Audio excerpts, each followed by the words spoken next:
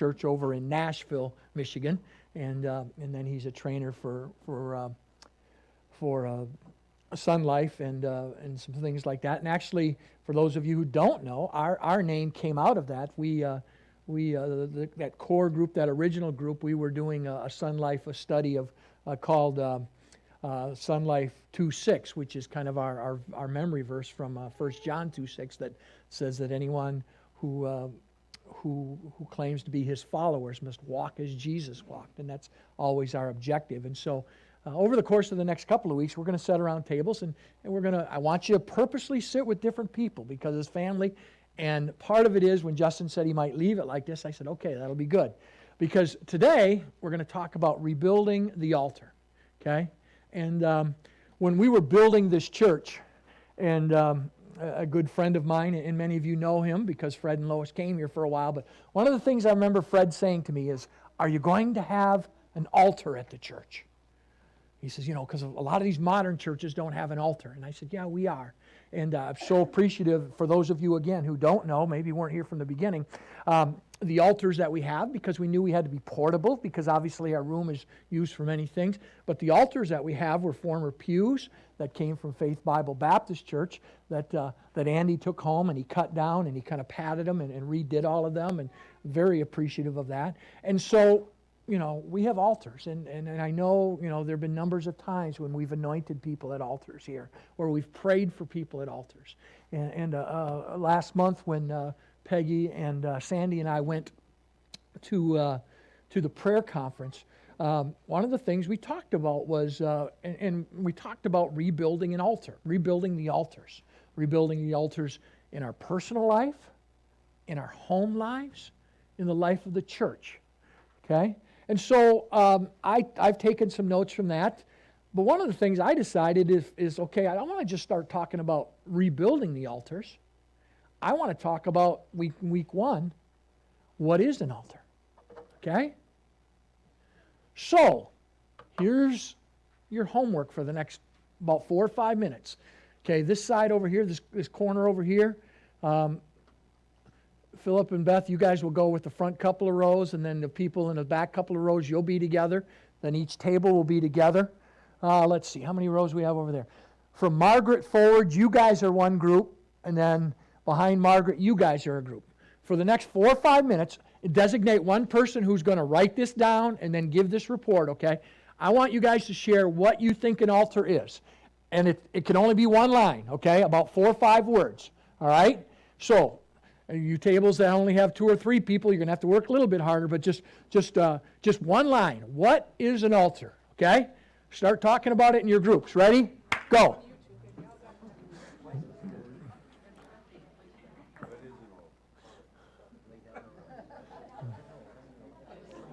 And have it written down so you could share it, because we're going to go 1, 2, 3, 4, 5, 6, 7, 8. We should have 9 answers.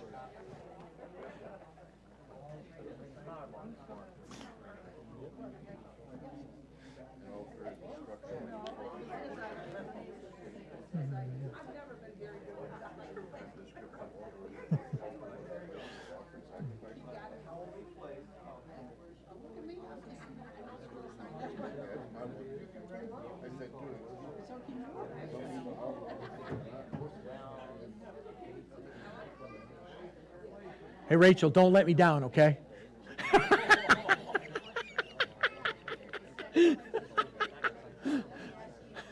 No fair Googling it either.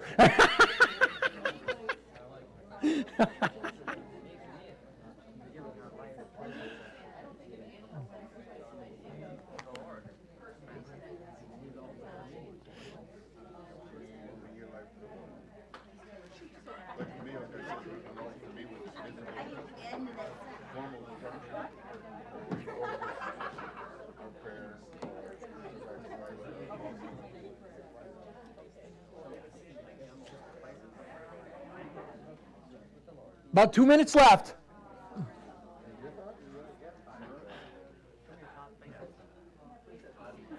And make sure you got one person who's gonna say back to us what your one line came up with.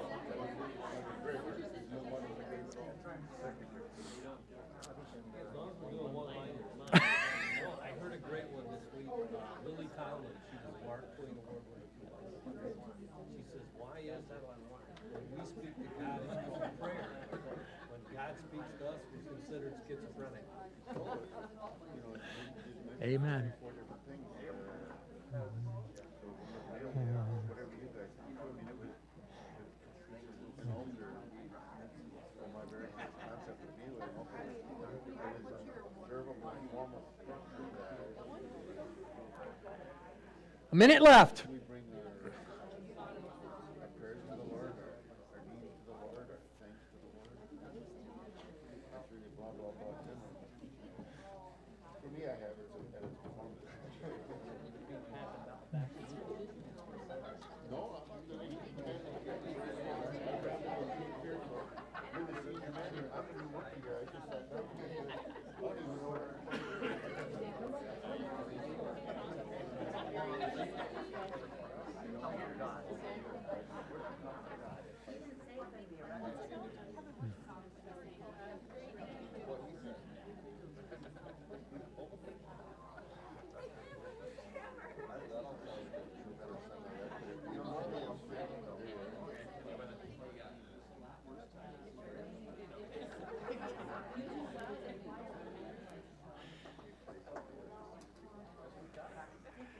Okay, time's up.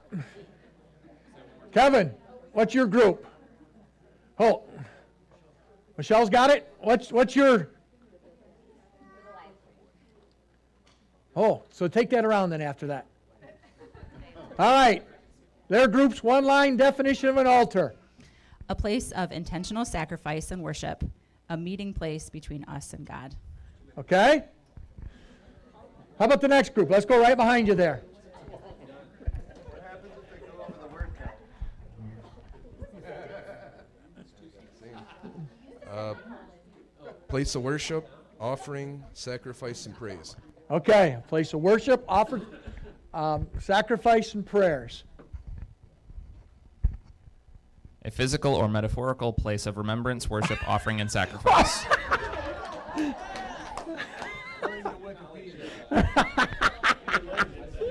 Man!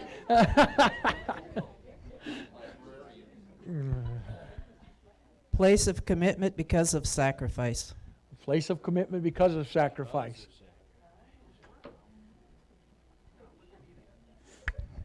We have a place of worship, prayer, and individuals altar, Okay, whatever it may be.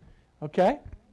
Place of worship and prayer and individuals. A structure to worship,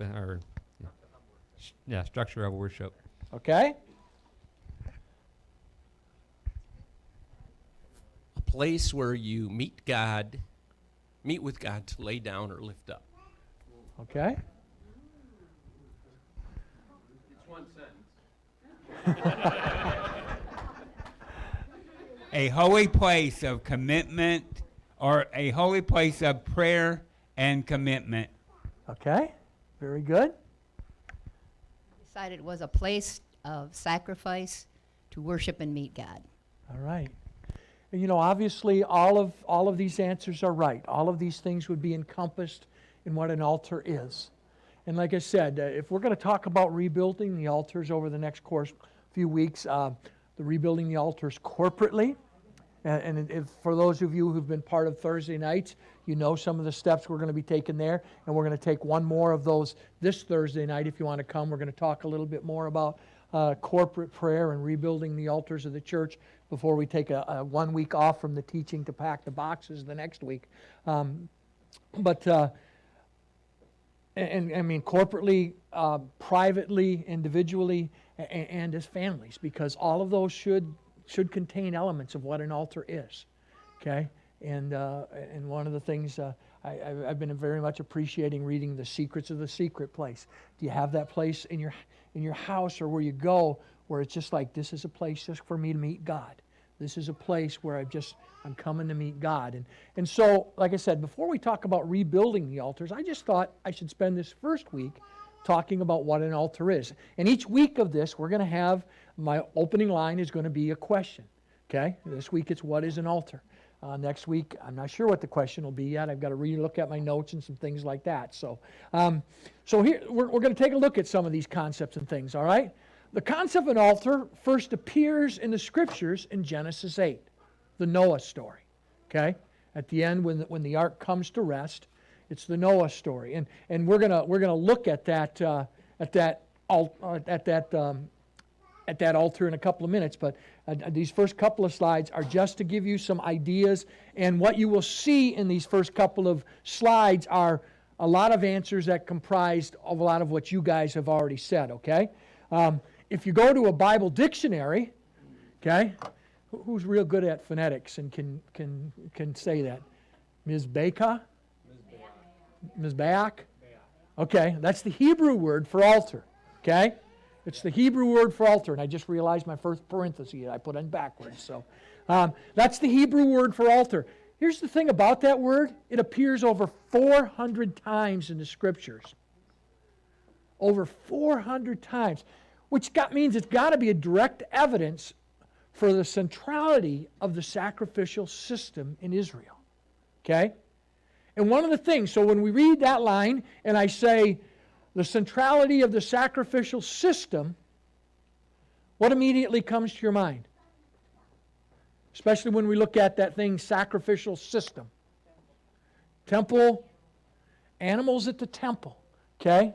And yet one of the things we heard, even in our descriptions of them, was it's not always just about animal sacrifice. And here's a part of that has to come into play. An altar is a place where a sacrifice was altered, even if it is not an event involving a slaughter. Okay? So often we get focused on, the sacrifices, and I can only imagine what that must have been like when the temple was at its peak and it's Passover and all of these lambs. And when you read about the construction of it built with a trough just to take away the blood from the slitting of the throat. When we'd look at it today, we'd call it a gruesome place. And yet, one of the things that's very clear when you look at the definition of what an altar is it's a sacrifice that may or may not involve a slaughter. You want proof for that? Let's look at the temple, okay? The temple in Jerusalem had an altar of sacrifice and an altar for incense. Okay? That time, that place where they burnt the incense, where it was that aroma going up before God to say, hey God, we're here. Hey God, we're seeking you. Now, we know that in Leviticus, there are some very definite places where God describes what the sacrifice should be, what each sacrifice should be for various offenses and various times of remembering and giving praise. What's really interesting to me about the temple in Jerusalem, when I was reading and looking at this, is the altar for incense. Okay, so there's not a slaughter happening at this altar, but the altar for incense in the temple was just outside the Holy of Holies. So remember, the Holy of Holies, where the priest goes in once a year, and they tie a rope on the guy in case God strikes him down while he's in there. As if you were one of the priests, you got to go in there once in your lifetime. And outside of that is not an altar of slaughter, but an altar of incense, where the incenses were burned daily. As a reminder, God, we're reaching up to you. God, we want to remember you. Right outside the Holy of Holies. Okay? And one of the things, when God gives them the directions and all of the dimensions and things for the altars and the temple, first that traveling temple, if you will, that was a tent that they took around and all those things, and they put kind of what this altar should look like, what it should be made of, and all of those kind of things. There were horns on the four corners of the altar. And we're not going to take time in the book of Leviticus where it talks about, if you, like for example, if you were if you were involved in some kind of an accident and someone got killed, one of the things in Leviticus said you were supposed to go and you were supposed to grab onto one of those horns at the altar, and so you could make your case. This was an accident. And there are all kinds of significance. And again, the teaching, we could teach a long time just on the stuff from Leviticus. What I wanted you to get this picture of is that on the four corners of it, there were these horns. And that was one of the purposes. There were other purposes for it. But it was a place to come and say, I need forgiveness. I need forgiveness. And in one of the commentaries, or one of the things I read, it said the four corners were designed to mark the divine from human space. Okay? It's one of the reasons when you read books and you things like that about, do you have that place where you get away from God, and where you could just step away and maybe in your house it's a different room and some of those things like that. When you read, and we talked about this a few years ago, when you read, I just lost his name. Sandy, help me out. The book. Where the mother was praying for her son.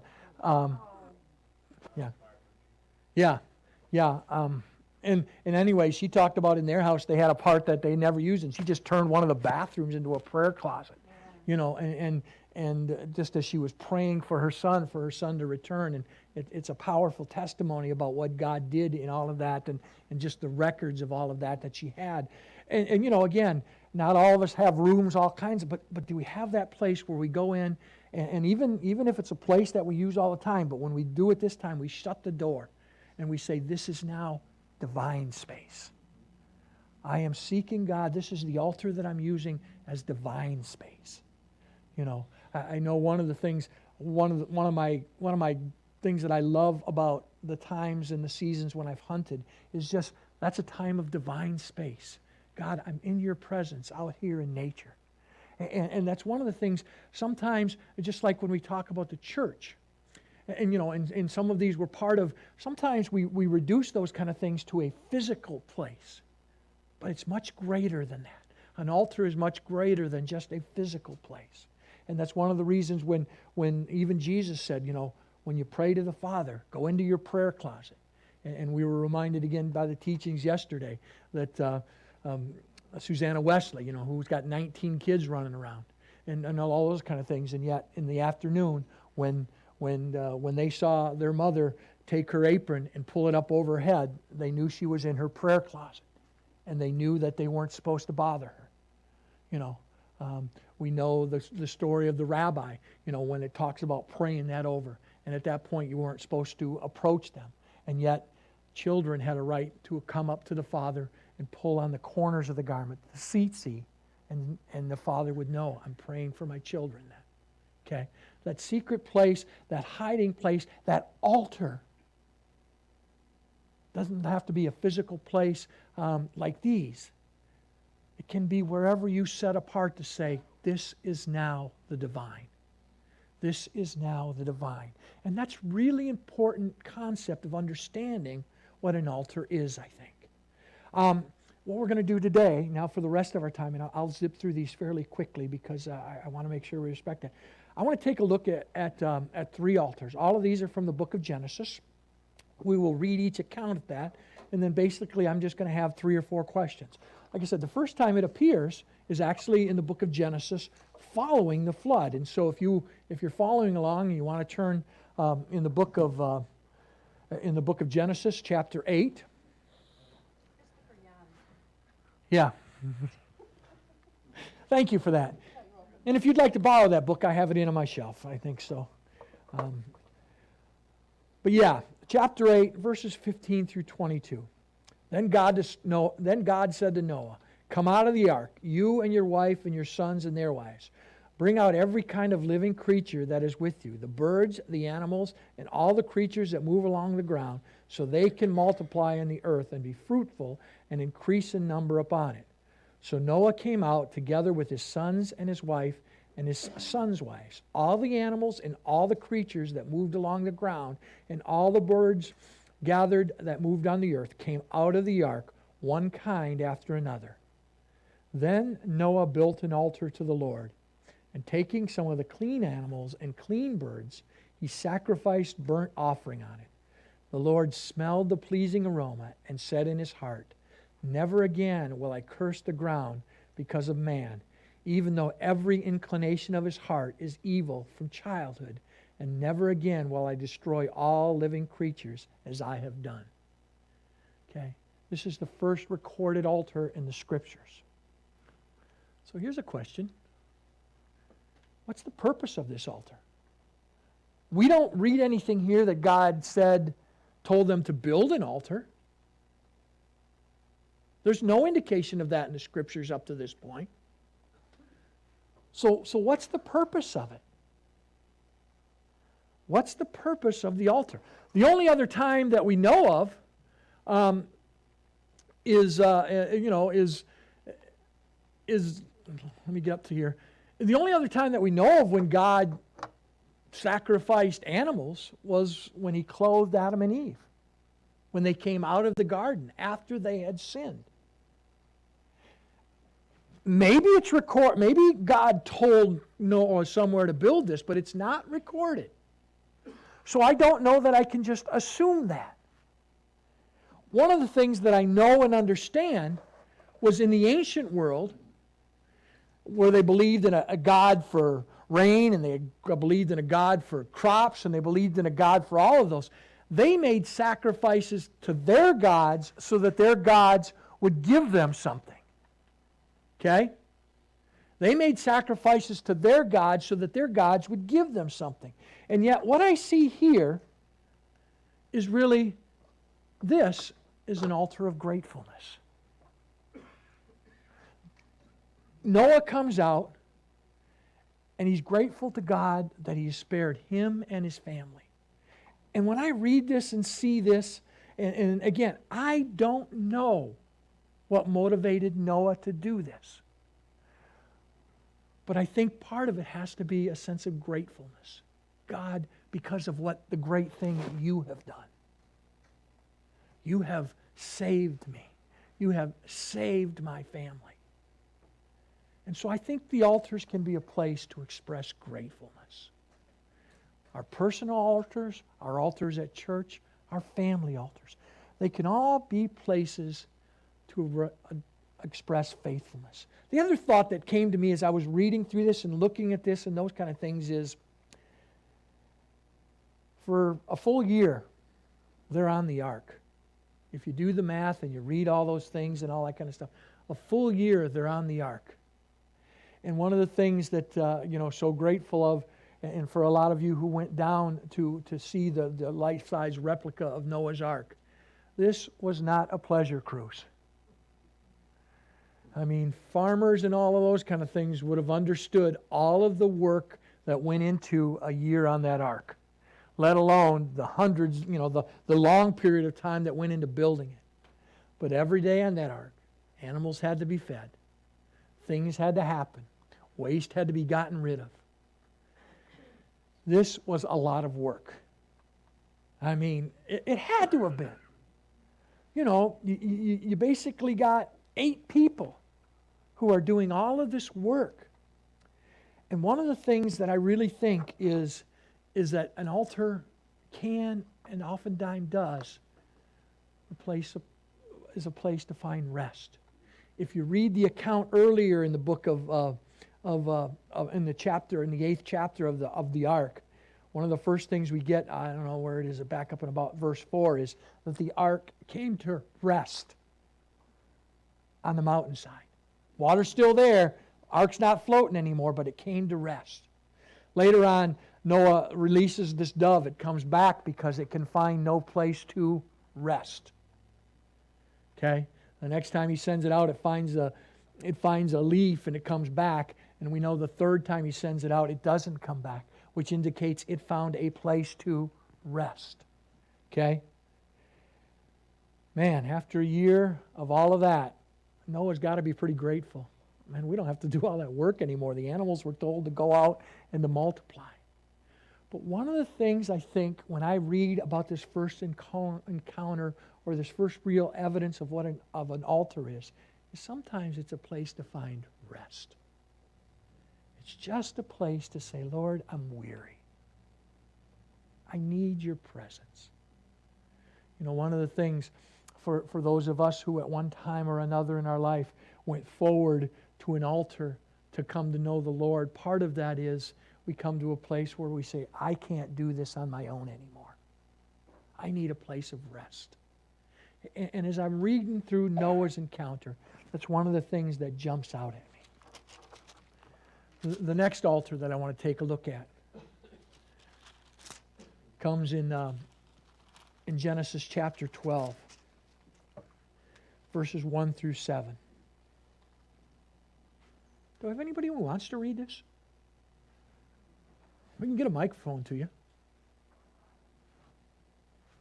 Justin's got a microphone ready to go. Genesis chapter 12, 1 verse 7. Anyone want to read it? I'll read it. Okay. Thank you, Gladys.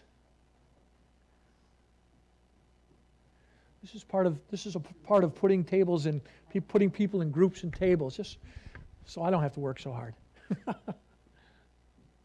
The Lord said to Abram, "Go from your country, your people, and your father's household to the land I will show you.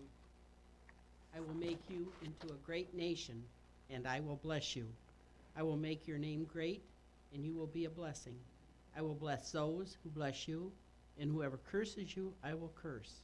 And all the peoples on earth will be blessed through you." So Abram went as the Lord had told him, and Lot went with him. Abram was 75 years old when he set out from Haran. He took his wife Sarai, his nephew Lot, all the possessions they had accumulated, and the people they had acquired in Haran, and they set out for the land of Canaan, and they arrived there. Abram traveled through the land as far as the site of the great tree of Moreh at oh, come on. At that time, the Canaanites were in the land. The Lord appeared to Abram and said, "To your offsprings I will give this land." So he built an altar there to the Lord who had appeared to him. Okay. So we get Abram building an altar. Okay? 75 years old. God says, pick up everything and move. Go somewhere to a land that ain't yours and go. And he gets there. He doesn't get the land. God just said, this is all going to be yours. And God tells him that. We can read that very clearly. He said, the Lord appeared to Abram and says, to your offspring I give this land. Okay? And that's where the parentheses end. And now we go back to the statement. So we build an altar there to the Lord who had appeared to him. Again, I don't get an indication that God told him to build an altar. But he builds an altar. I think part of it is, like Noah, Abram builds an altar out of gratefulness. Wow. I mean, here's a guy, he just wants a son. He just wants a son so that his name can go on and all of those things. And God takes him and says, your people are going to have this whole land. We know that Abram doesn't get it. It comes much later. But if you're Abram and you hear that, you know, I'm going to have a son. And my people are going to be great. They're going to have this entire land. So part of, I think, what happens is that out of gratefulness. Again, because remember, he's in cultures where, man, they're making these altars and they're sacrificing, expecting their gods. Their God is going to do nothing until they make this sacrifice. And yet what we see from Abram is, out of gratefulness, he builds this altar because God has promised me this. He has promised me this. And one of the things I think that come to me, and we could have talked about this under Noah's just as well, is altars can mark new beginnings. Okay? That proverbial driving a stake in the ground and saying everything's different from this day forward. Okay? And man, when Abram comes and he hears those words, and man, he wants a son, and you know, and he, up to that point we know he doesn't have one, and all that goes on there. And God says, yeah, to you and your offspring, all of this land's going to be yours. Thank you, God. And now this is a new beginning. I've left where I was, and I'm trusting you, God. And also, you know, one of the things, and we see this in various places, and probably because Abram, we know he's very nomadic and he goes around. But one of the things that altars can do. They can remind us of the promises of God. Abram never got to possess that land as his own. He was nomadic in it, went in and out of it and those kind of things. It's not, it's not for a lot of years until after that, when the nation is truly a great nation, that they come back and take that. And yet I'll bet you every time Abram passed that point, he said, man, this is a promise. God's given me a promise. I don't know what it looks like, but he's given me a promise. And so I'm gonna grab hold of that. I'm gonna grab hold of that. And I think that's another thing. We come back to the altar sometimes to remember God's promises. To say, Lord, it just may be that moment when we come to the altar and say, Lord, I know you promised me. And in these moments, I just need to be reassured. And again, that could be at an altar at a church, during a time of communion. It can be at a personal altar at home. A lot of different places and circumstances, but sometimes altars can remind us of that. One last altar to look at this morning. Genesis chapter 22. Verses 1 through 14. Any other volunteers to read? James said, I'll read it. Anybody closer?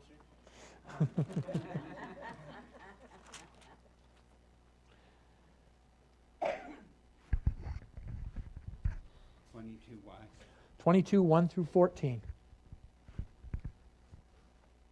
Sometime later, God tested Abraham.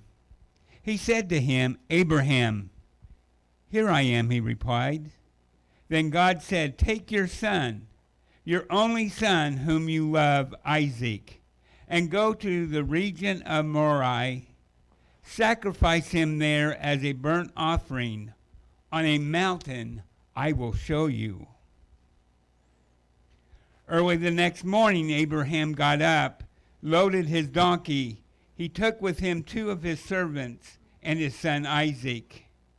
When he had cut enough wood for the burnt offering, he set out for the place God had told him about.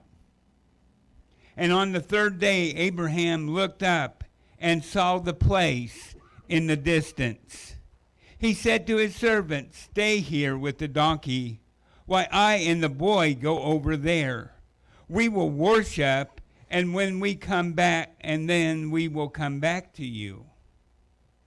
Abraham took the wood for the burnt offering and placed it on his son Isaac, and he himself carried the fire and the knife. As the 2 of them went on together, Isaac spoke up and said to his father, Abraham, Father, the fire and the wood are here, Isaac said, but where is the lamb for the burnt offering? Abraham answered, God himself will provide the lamb for the burnt offering. My son, and the 2 of them went on together. When they reached the place God had told, this is hard for me. Abraham built an altar there and arranged the wood on it. He bound his son, Isaac, and laid him on the altar and on the top of the wood. Then he reached out his hand and took the knife to slay his son. But the angel of the Lord called out to him from heaven, Abraham, Abraham. Here I am, he replied. Do not lay a hand on the boy. He said, do not do anything to him. Now I know that you fear God because you have withheld from me your son, your only son. Abraham looked up and said, and there in the thicket he saw a ram, and caught up by its horns, he went over and took the ram and sacrificed it as a burnt offering instead of his son. So Abraham called that place the Lord will provide. And to the day it is said, on the mountain of the Lord it will be provided. That's hard for me because I have only one son. Yeah. That's And I'm not so sure I could have done that. Amen, James. Thank you for that. But you think about that. So here we have an altar. One of the things that are true of altars is that altars may be a place where God asks you to lay something very dear to yourself. And that's very difficult. But that's one of the functions of an altar. Sometimes God may ask you to lay something very dear to yourself. And because of that, altars can be very difficult places to approach. What might God ask me to give up? What might God ask me to change? But here's the important thing out of all of this, I think. Altars can be a place where we learn about ourselves. Let me ask you this. Do you think God didn't know that Abraham would take his son all the way and lay him on the altar? Do you think God didn't know that? We believe in a God who's omniscient, knows all things. So do you think God somehow didn't know? Like, I wonder if he'll do this. Let's run this out. I think God knew. I've always read it as I think God knew. This was more about Abraham. God says, I'm going to ask you to do something really, really tough. Are you willing to do this? And when it's all done, God says, hey, I see that you won't even withhold your son from me. But he's God. And the God that I know isn't a God who guesses and says, man, I hope this happens. He's a God who already knows. And so in these moments, I think it's Abraham who learns something about himself. Sometimes an altar is a place where we go because as we approach it in very intrepid ways, God will teach us something about ourselves. Sometimes we don't like what he teaches us, and that's one of the reasons we don't want to go to an altar. But sometimes God are going to show us places that are going to be amazing. One last thought about the altar in this situation. Altars can be a place where the ordinary is turned into the sacred. Okay? I mean, none of us would think of our only child, our son who we had prayed for, because obviously a lot has happened between chapter 12 and chapter 22, a whole kind of a son that obviously was Abraham's, but it wasn't the promised son. And finally, Isaac, the promised son, comes, and God, and it was a gift from God, and all those kind of things. I don't want to downplay who Isaac was, but when God asked Abraham to lay him there, and he does, all of a sudden, I think Isaac becomes even more sacred to Abraham. And he becomes more sacred to God. And sometimes as we lay the ordinary, God will turn it into the sacred. So, just real quick in kind of summation. What's an altar to you? And again, there's physical altars like these, and I'm always so grateful for these. And even in our short time, our 5 years here, I know people have knelt here, come to know Lord for the first time. They've knelt here, and we've anointed them. Okay, they've knelt here, and they've done business with God that was purely a personal thing. But I also know there are times and places in our lives where we can go. One of the things. A number of years ago, I served on the board for Bay Shore. And in this planning early on, a number of years ago, one of the things they talked about, should we build a new sanctuary? Should we take and build a sanctuary, much more modern, restrooms right in the back of it, so people wouldn't have to leave. Should we, and we could air condition it so that it could be, we could make it bigger and all of those kind of things. And one of the things that was very interesting to me, I remember one of the men standing up there, and I know who it was, and I'm not going to use the name, but I remember him standing up and saying, well, we can't get rid of that sanctuary because every significant spiritual moment of my life happened at that altar. And I'm not going to make a judgment on that one way or another. But what I'm saying is we all have altars and places in our lives that may not just be a physical place, where God has done something in our lives that's amazing. And so the question is, what's an altar to you? This last slide just containing some of the thoughts.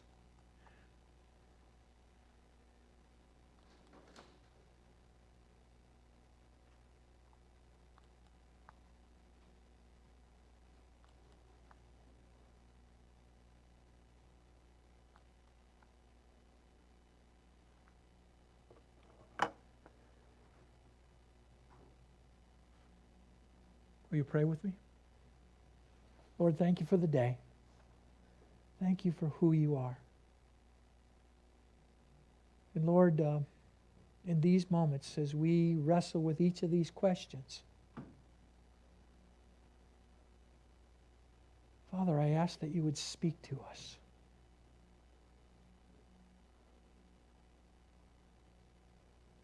And maybe one of these questions is aimed straight at us, Lord. And Father, I just ask that you would make that clear. Thank you, God, for who you are, for your grace and your mercy, which are new each day, for what you do at the altars of our lives, those places where the human and the divine intersect. Help us to lay down the things you'd have us to lay down, to pick up the things you'd have us pick up, and be aware of your presence. In Jesus' name, amen.